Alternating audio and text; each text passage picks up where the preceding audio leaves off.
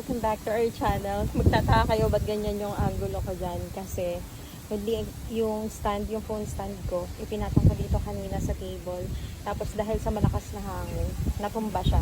So kaya nakaganyan yan, nakatago siya sa pinakasandalan ng kubo.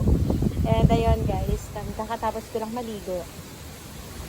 Kasi gusto kong i-update kayo ng nangyayari dito sa garden. So noong July 24, puro ulan siya, as in non-stop na ulan. Kaya hindi tayo masyadong nakakagalaw dito sa garden. Tapos kahapon naman, noong July 25, napansin ko hindi na siya tuloy-tuloy yung ulan. Pero bigla-bigla siyang susulpot, lalakas. Tapos may kasama siyang malakas na hangin. May mga napansin ako na mga natumba ng mga halaman natin, ganyan. Kaya ngayon, pagkaligo ko, oh my god, ang lakas ng hangin guys, tinibo ko. Anong tawag dito? Kaya ako lumabas ngayon kasi papakita ko sa inyo yung mga nangyari sa mga halaman natin. Kasi meron talaga akong isang halaman na iniisip ko kung paano ko siya itatayo kasi medyo mabigat siya at nabuwal talaga siya ng hangin guys. And kailangan ko ng katulong para maiayos ko siya. Hindi ko siya kaya mag-isa. Kaya lang, syempre, dahil pangit pa yung panahon ngayon, siguro pagkalipas ng bagyo, tsaka ko pa siya maaasikaso. Pero ngayon guys, papakita ko sa inyo yung nangyari dito sa garden natin, yung mga naapektuhan na hangin, sa mga affected po ng bagyo. Mag-iingat po kayo lahat and think positive lang. Isipin na lang natin na lilipas din tong mga ganitong pangyayari sa buhay. Ikot tayo, papakita ko sa inyo yung mga nangyari. Habang nandito ako, naririnig ko na merong nag-grass cutter doon. At kanina nasilip ko si Justin, yung kapitbahay namin na parang naka-long sleeve siya. So palagay ko, nag-grass cutter siya doon, and pagka kasi ganun yung binasakop niya yung sa may tapat ng tindahan namin or kung saan yung nahahagip ng grass cutter niya, dinadamay na niya palibasa. Siguro kasi alam nga din niya na wala rin gagawa sa amin nun. So para makapagpa-grass cutter ako, kailangan ko pang kumausap ng lalaki, ng pinsan, yan sila puti or si JP or si kuya para lang makapagdamo dito sa atin ng maganda. So, ayun, silipin din natin yun. Tapos, ikot ko ulit kayo dito sa garden. Tingnan nyo dito, guys.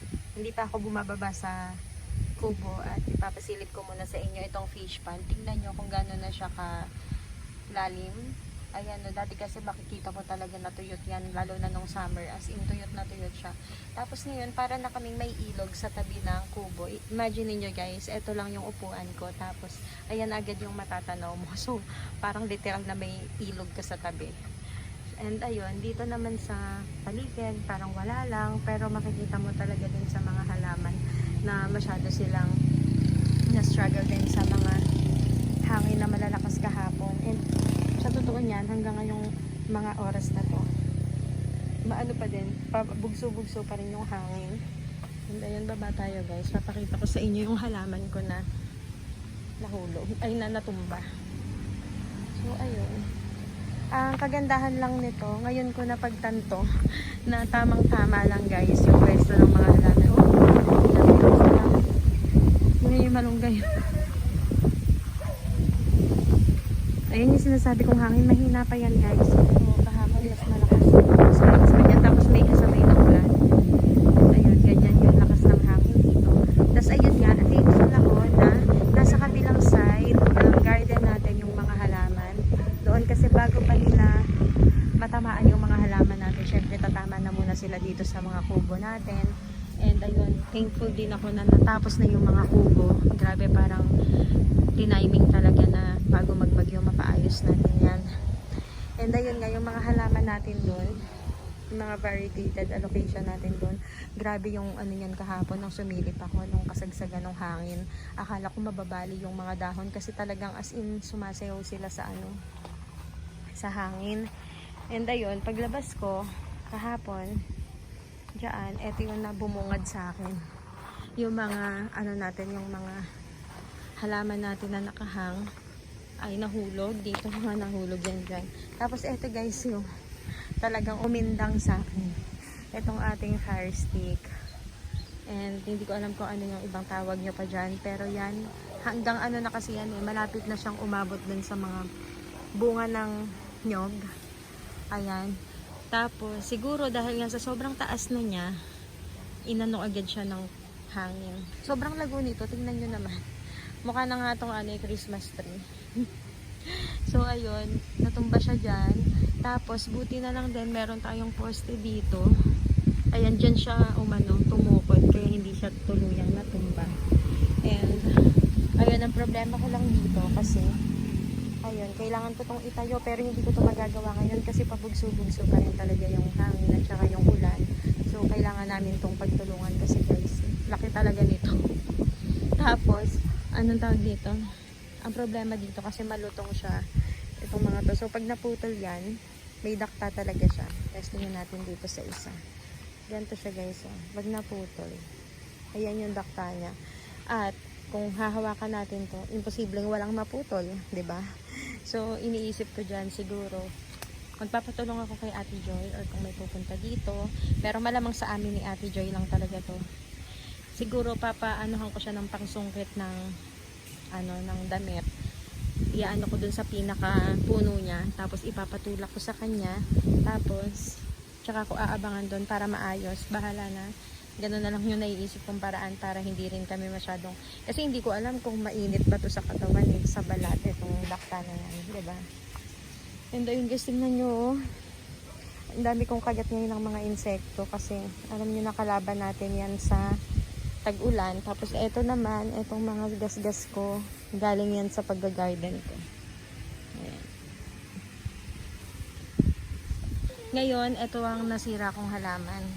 Natumba siya talaga, pero alam ko naman na maaayos din yan talaga. Dahil itatayo lang naman natin yan. Tapos ang iniisip ko, magpuputol na rin ako yan at magtutusok ako sa ibang parte ng garden natin. Siguro sa mga sulok-sulok kasi mabilis siyang lumaki. Tapos baka magamit ko yan sa December pag magpapasko na, diba? So ayun, yan na lang yung gagawin nating Christmas tree sa December. And yan lang naman ang naiba dito sa garden so far. Thank you Lord kasi safe kami. At syempre safe din yung garden natin. At kahapon guys, nga pala, thank you lang ako sa mga customers namin kasi kahit umuulan, meron talaga nagti-take out sa amin, and kagabi meron ding nag-dine in pa din kahit umuulan. So yung pinagpipray ko na lang talaga na sana umulan kapag kaalis nila. And yun talaga guys yung nangyari. After namin magsara ng 10 PM, mga 11, yun na tuloy-tuloy na yung ulan. Kaya thank you Lord, ang bait mo po. And ayun guys, yun pa lang naman. Tapos punta tayo sa harap. Makikimaritas tayo dun sa pag-grass cutter ni Justin. Guys, ang bait ng kapitbahay namin. Actually, pinsan din namin sila. Scatter si Justin at dinami na yun sa harap natin. Thank you so much, Justin. Ambon-ambon kahapon kaya hindi na ako nakagala dito sa harap. And ito yung sinasabi ko sa inyo kahapon na nag-grass cutter ni Justin. Ayan o, yung tapat namin na yan kasi mahahaba na yan.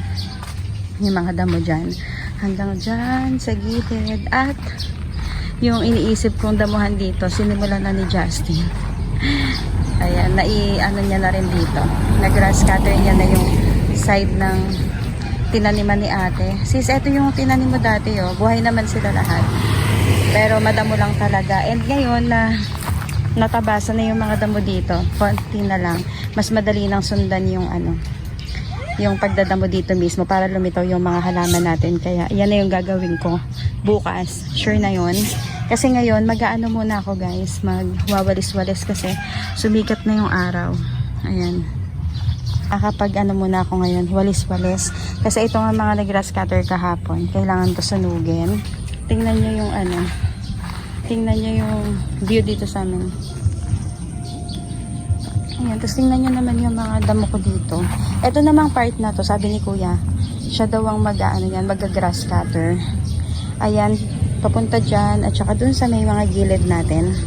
Si Kuya daw ang mag-grass cutter. Tapos tingnan nyo tong tinanim ko dito guys. Noong mga nakaraan, ay hindi ko pala yata ito napakita nun.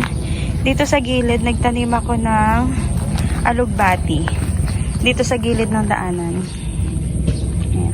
Ito yung alugbati na tinanim ko. Pwede ko na yung harvestan mamaya para, sabi kasi nila yung mga ganyan daw na gulay, dapat daw talaga dito ay tinatanggalan para mas lumago siya. So mamaya yung mga, tingnan nakakatuwa ang taas na kukunin ko na yung mga dulo niyan, yung mga usbong niyan para lumago sila. Hanggang dito yan guys. Yan sa gilid. Tapos nagtanim din ako ng talbos ng kamote. Yan, may talbos ng kamote akong pandugtong doon kasi wala na akong alugbati. So talbos ng kamote na lang yung dinugtong ko. Ayan, ganyan dito sa amin. Ito, gusto ko na rin tong magtatanggal talaga.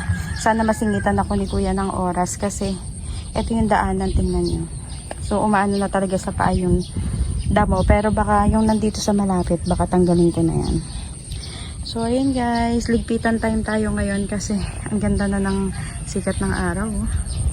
Pero usog at sana tapos na talaga lahat ng mga bagyo para bangon na tayo ulit.